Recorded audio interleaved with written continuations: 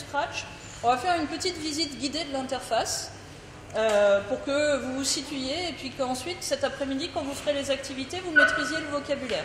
Scratch, avant tout, c'est un logiciel, comme l'a expliqué Jean-Marc Petit tout à l'heure, c'est un logiciel qui va vous permettre de programmer de manière graphique. C'est sympathique parce que ça permet de se débarrasser de toutes les contraintes inhérentes à un langage de programmation et notamment la rigueur, l'apprentissage du vocabulaire lié au langage de programmation, la syntaxe.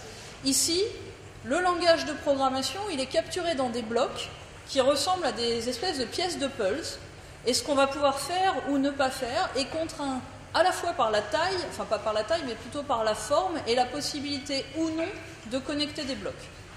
Vous allez voir au fur et à mesure de cette séance de live coding ce que ça implique, mais globalement, ça nous donne un premier niveau de contrôle qui nous permet d'expérimenter des choses assez facilement en se disant, bah, tiens, tel bloc, il a un petit connecteur ici, bah, ça veut dire que je peux l'attacher à tel autre bloc, et ainsi de suite. Okay. Alors les blocs dont je vous parle, ils sont tous situés ici dans la colonne du milieu, et ils sont de formes et de couleurs différentes. On verra après ce que ça veut dire. Donc il y en a plusieurs catégories. La catégorie qui s'affiche par défaut, c'est la catégorie des blocs de mouvement. Mais vous voyez ici qu'il y a plein d'autres couleurs. Donc par exemple en mauve, alors je suis désolée, je suis nulle en couleurs, j'en connais 6. Alors ça c'est mauve, si vous n'êtes pas d'accord, faites avec. Ici on a par exemple tous les blocs qui vont correspondre au mouvement et ainsi de suite. Alors je ne vais pas explorer toutes les catégories pour l'instant parce que ce serait rébarbatif. On verra après comment on fait. Ça, c'est la première chose à savoir. Donc, on a des blocs rangés par catégorie. Chaque catégorie a sa couleur. Ici, on a une fenêtre qu'on va appeler la scène, dans laquelle on a un petit personnage par défaut qui s'appelle un lutin. Okay. En anglais, si jamais vous utilisez des ressources en anglais, la traduction, c'est sprite. Voilà, il faut le savoir, parce que de temps en temps, les gens utilisent ce terme. Et moi-même, je peux faire des abus de langage et de l'utiliser au lieu de dire lutin. Alors le lutin, c'est un personnage qu'on positionne dans une scène et qu'on va pouvoir animer grâce au bloc que je vous ai présenté précédemment. Donc il est ici. Alors bon, évidemment, je peux le prendre et le déplacer avec ma souris, placer où je veux dans la scène, mais évidemment, ce n'est pas du tout ce qui nous intéresse. Ce qui nous intéresse, c'est à l'aide des blocs, d'être capable d'animer ce lutin, donc de faire un programme qui va gérer l'animation de ce lutin. Donc cette scène, elle est importante parce que c'est là qu'on va visualiser le résultat de l'exécution de notre programme. D'accord? Donc on va programmer dans une zone que je ne vous ai pas encore présentée, qui est la zone qui est située ici à droite sur mon écran. Cet espace gris, vide et très intriguant. Donc on va écrire nos programmes, enfin écrire, c'est vite dit, on va construire nos programmes dans cette partie droite de la scène, donc la zone d'écriture du programme. Enfin, je ne sais pas si on lui donne un nom particulier, et on va visualiser dans la scène, donc la partie qui se trouve à gauche, le résultat de l'exécution. Enfin, dernière zone qu'on n'a pas explorée, c'est ici en bas. Alors je bouge avec la souris, je pourrais aussi vous montrer ici. Alors ici, ce qu'on a, c'est des propriétés à la fois sur l'arrière-plan de notre scène. Alors ici, mon arrière-plan, c'est juste un fond blanc, mais on va voir au fur et à mesure qu'on peut changer les choses à cet endroit-là. Et puis des propriétés sur mon lutin. Et puis évidemment, au fur et à mesure de l'avancée de nos travaux, on va pouvoir rajouter plusieurs lutins, les faire interagir et ainsi de suite. Et toutes les propriétés de nos lutins... Pardon ? Ah merci, c'est gentil. Ce sera peut-être utile. Toutes les propriétés de nos lutins, on va pouvoir les voir ici. Alors, il y a un petit i, le petit i de information sur le lutin. Donc si on clique dessus, on voit qu'il a des propriétés. Par exemple, il a un nom, il s'appelle lutin 1. Qu'est-ce qu'il a d'autre comme propriété? Il a une position avec des coordonnées x, y. Là, comme je l'ai bougé un peu, il est à -9 en x et 14 en y. Il a une direction. Alors ça va être super important parce que notre lutin, il regarde dans une direction. Et donc, quand on va le déplacer, par défaut, il va se déplacer dans la direction dans laquelle il regarde. Alors là, c'est assez explicite parce que c'est un chat, il a des yeux, il a des pieds, donc on se doute bien qu'il regarde droit devant lui. Et quand vous allez commencer à mettre des balles, par exemple, pour faire des jeux, typiquement, c'est ce qu'on a envie de faire quand on fait du Scratch, une balle, c'est rond, par défaut, vous ne savez pas trop dans quelle direction elle regarde, elle n'a pas trop d'yeux. Et donc, lorsque vous allez la déplacer, parfois, si vous n'avez pas fait attention à la direction, vous allez pouvoir avoir des problèmes. Voilà, on verra ça au fur et à mesure des sessions de live coding. Donc ça, c'est l'environnement. Donc en gros, qu'est-ce qu'il faut retenir? On a 4 zones. La première zone, c'est la scène. là où on va visualiser le résultat de l'exécution de notre programme. La deuxième zone, c'est la zone grise où on n'a rien mis pour l'instant, où on va écrire un programme. La troisième zone, c'est la zone dans laquelle on va pouvoir choisir les blocs qui vont nous permettre d'écrire notre programme. Alors ce mot bloc, on va l'utiliser de manière abondante dans cette présentation. Et la quatrième zone, c'est la zone qui se trouve en dessous de la scène par défaut, parce que ça peut être organisé autrement selon la version de Scratch que vous utilisez, qui donne les propriétés à la fois du lutin et de l'arrière-plan.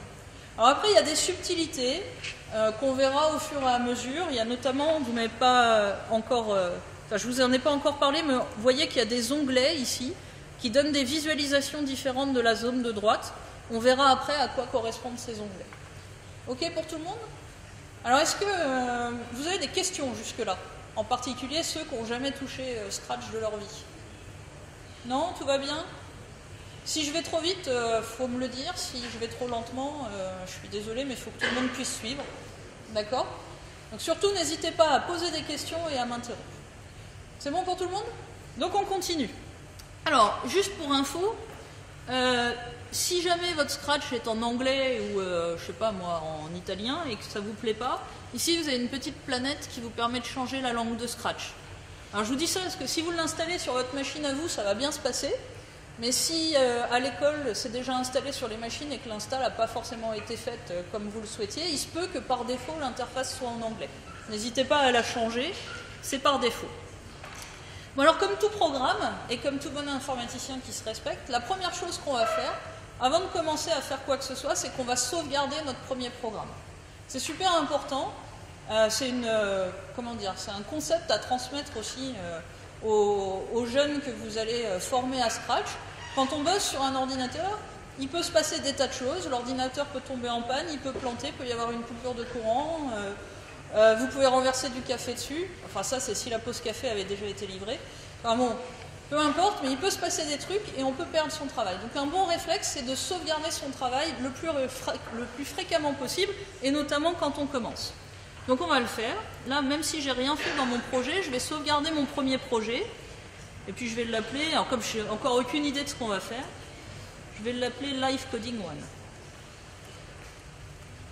1. Hop, voilà. Alors pour information, les projets Scratch, lorsque vous les sauvegardez, ils ont une extension qui s'appelle .sb2. Alors, voilà, j'ai sauvegardé ça ici dans mes documents. Donc c'est le projet qui est ici. Bon, moi je suis sous Linux, hein. Vous serez probablement sous Windows, enfin j'en sais rien, peu importe. L'icône sera peut-être différente, c'est pas vraiment ce qui est important. Ce qui est important de comprendre, c'est que dans ce dossier, qui peut ressembler à un dossier d'une archive compressée, ce que vous allez avoir, c'est toutes les ressources nécessaires à l'exécution de votre projet. Donc vous allez avoir le programme que vous avez écrit. Pour l'instant, moi j'ai rien écrit, donc c'est un petit peu vide. Mais si vous mettez des images aussi dans votre scène, par exemple un arrière-plan, ou un lutin, ou des éléments de paysage, peu importe, des sons, vous pouvez aussi mettre des sons, toutes les ressources que vous allez que vous allez utiliser dans votre projet au moment de la sauvegarde vont se trouver dans ce fichier qui s'appelle .sb2. Voilà, maintenant vous le savez, alors n'ayez pas peur si vous voyez traîner des fichiers .sb2 sur votre ordi, c'est bien, c'est que vous avez bossé, que vous avez fait du Scratch. D'accord? Alors en fait, si on l'explore, dans celui-là, il ne va pas y avoir grand-chose, hein, mais on peut quand même essayer de l'explorer. Donc on voit qu'ici, dans mon projet où j'ai fait strictement rien, j'ai déjà des images, c'est les .png, j'ai le lutin au moins, donc ça compte. J'ai déjà des sons, on ne sait pas trop pourquoi, parce que pour l'instant, j'ai rien fait, mais j'ai déjà des sons.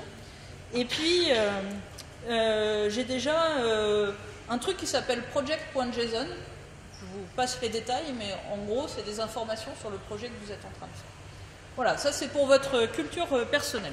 Je ne reviendrai pas sur la sauvegarde. À partir de maintenant, je considère que vous êtes des adultes et que vous avez compris que c'était important de sauvegarder votre travail. D'accord? Ok, bon ben voilà. Je pense qu'on a à peu près visité l'interface. Alors si, il y a un dernier point important. Vous avez dans Conseil une mine d'or que peu de personnes utilisent, que la première chose qu'on fait quand on se met à faire du Scratch, c'est dire tiens, je vais aller trouver des exemples sur Internet. Mais avant d'aller sur Internet, allez déjà voir les conseils que vous propose le logiciel. En fait, ce sont des mini-tutoriels qui vous expliquent pas à pas des choses que vous pouvez faire avec Scratch. Ok, alors c'est sympa, est-ce que ça s'affiche? Alors ici, j'ai volontairement tassé mon écran pour que ce soit suffisamment gros pour vous. Si vous avez un écran de résolution confortable, vous aurez la place d'afficher à la fois votre projet, votre zone de travail, votre scène de visualisation, puis avoir un petit guide qui vous dit bah tiens, si tu fais ça, tu vas réussir à faire parler ton lutin. Si tu fais ça, tu vas pouvoir utiliser ta webcam. Si tu fais ça, tu vas pouvoir utiliser telle autre fonctionnalité. Et pas à pas, ça vous explique comment faire certaines choses. C'est très bien pour apprendre. Si vous n'avez jamais utilisé Scratch, c'est un bon point de départ. Et c'est aussi très bien pour avoir des idées. Quand vous ne savez pas, par exemple, comment résoudre un problème, ou quand vous voulez donner une activité à des jeunes et que vous n'avez pas d'idée de l'activité, allez donc fouiller ici, c'est une mine d'or. Oui. Alors oui, merci de la précision. Donc effectivement, le tutoriel qui est écrit là, il n'est pas traduit en français, contrairement au reste de l'interface de Scratch. En même temps, les couleurs vous permettent de définir dans quelle zone vous allez trouver votre bloc. Et puis après, même si vous ne parlez pas couramment anglais, il n'y a quand même pas une diversité gigantesque et vous allez vous en sortir. En gros, c'est des copies d'écran successives qui vous disent « faut faire ci, faut faire ça, faut faire ça ». Je pense que vous êtes tous largement capables de suivre les tutoriels. Ok pour tout le monde? Toujours pas de questions? Bon, bah, je pense qu'il est grand temps de faire notre premier programme. Donc, je vous ai dit que vous aviez le lutin, qui est ici.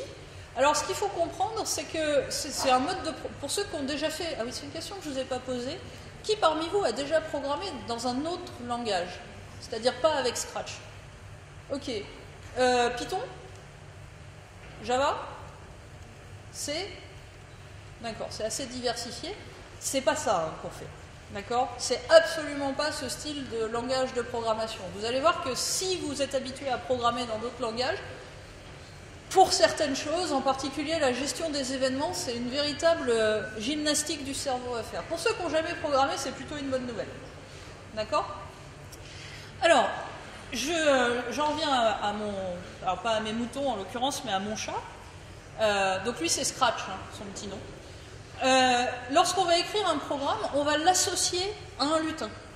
D'accord? Donc si on a plusieurs lutins dans notre programme, eh ben, on peut associer un programme à chacun de nos lutins. Et après on peut faire communiquer nos programmes, ou alors on verra au fur et à mesure comment ça fonctionne, mais pour l'instant on va faire simple. On va associer un programme à notre lutin. D'accord? Donc ici le lutin il est au milieu de la scène, il fait rien, et puis ce qui m'intéresserait par exemple c'est d'essayer de lui dire de se déplacer. Donc intuitivement j'arrive devant l'interface et je dis ah bah super, il y a un bloc qui s'appelle avancer de 10. Tiens, Amélie elle m'a dit de mettre ça au milieu de la zone de programmation, donc je glisse le bloc au milieu de la zone de programmation. Ah super, bah, je finis quand même mon premier programme. Donc je glisse le bloc au milieu de ma zone de programmation, puis là j'espère qu'en cliquant sur le drapeau vert, il va se passer quelque chose. Malheureusement, il ne se passe rien. C'est tout à fait normal. Pour l'instant, on n'a pas dit à notre programme quand est-ce qu'il devait démarrer. Alors le drapeau vert, il peut sembler un petit peu, un signal de départ, mais il faut lui dire explicitement. Donc on va aller fouiller un petit peu dans les blocs, et puis on va apprendre le premier bloc vraiment important, qui est le bloc drapeau vert ici. Et maintenant, je vais dire que quand le drapeau vert est cliqué, et alors c'est là que vous voyez la notion de pulse. Alors j'espère que ça se voit bien à l'écran. Vous voyez, quand je rapproche le bloc, il me dit tiens, tu peux l'accrocher là. Ah, paf, je le lâche et ça s'accroche. Et voilà, là j'ai fait mon premier programme. Donc quand le drapeau vert va être cliqué, mon chat va avancer de 10 pas. Alors 10 pas sur un écran, ça se voit pas beaucoup. Donc je vais volontairement modifier la valeur, je vais mettre 50, histoire que vous voyez le résultat. Et là, suspense, parce que si ça marche, vous avez le droit à votre pause café. Si ça ne marche pas, il faut qu'on débug. Ok? Bon, c'est cool, ça marche. D'accord? Donc voilà, c'était l'intro au tutoriel Scratch. A priori, la pause est livrée. On fera des trucs un peu plus compliqués au retour.